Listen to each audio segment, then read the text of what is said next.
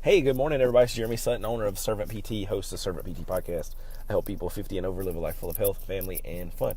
Today, talking about fact or fiction, you decide.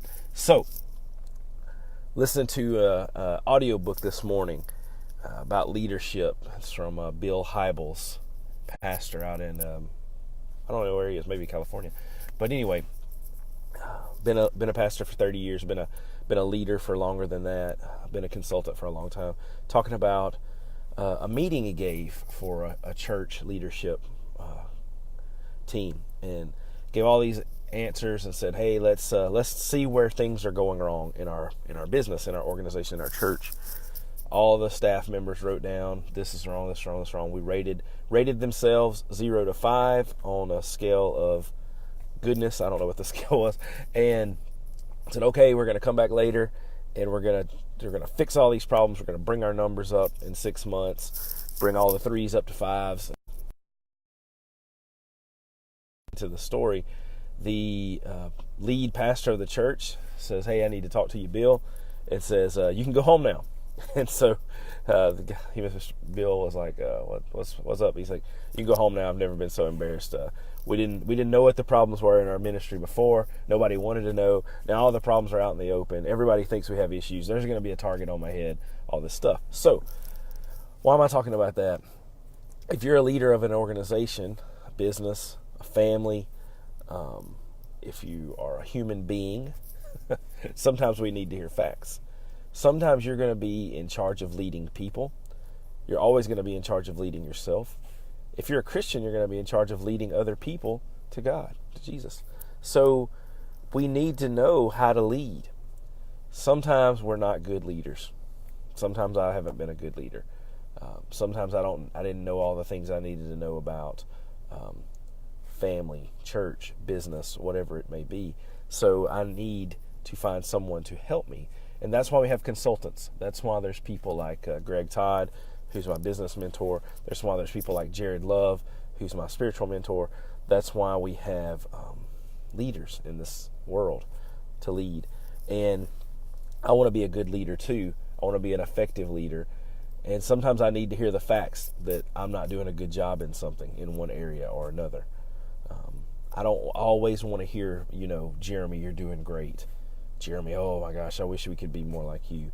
Oh, Jeremy, all this stuff. Like, I don't want to hear all that stuff. Like, it's good to be praised. I like when, my parents say they're proud of me. I like it when people, my wife says she's proud of me. I love it when my son says I'm the best daddy ever.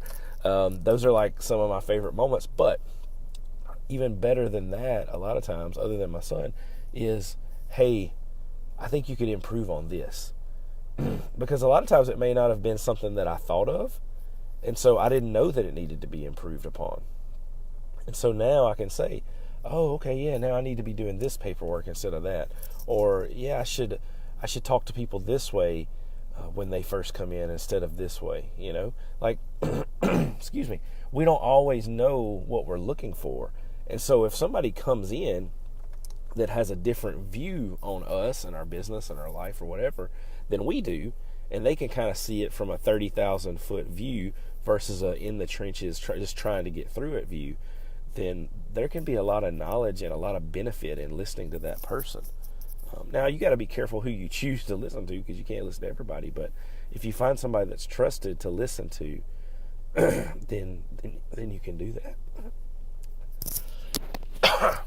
Excuse me, guys. I don't know what, I can't get this out of my throat. So anyway, hey, Miss Deborah, I hope you're doing great.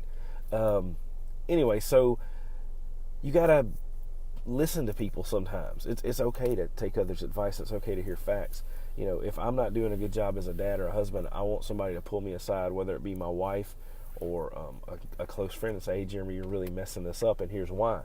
Because I may not see it. And even if I do see it, I may not want to deal with it. But when somebody points it out, you kind of have to deal with it. Or, other issues happen.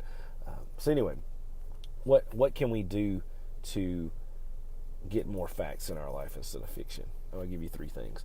The first thing you can do is you have to be open to it. If you're not open to someone speaking truth into your life, then it's just going to make you angry. You're not going to go anywhere. Nothing good's going to come out of it. So you have to be open. Second thing is you have to find someone you trust. to speak to you. You can't just let every Bob, Bill, Joe, Fred, Wanda, Steve off the street come in and give you advice and tell you what you need to be doing with your business or your family or your ministry, because they're not always going to be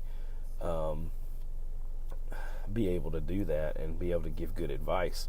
So you have to make sure you pick a good mentor, a good advisor or consultant. So that's the second thing. And the third thing is you have to take action.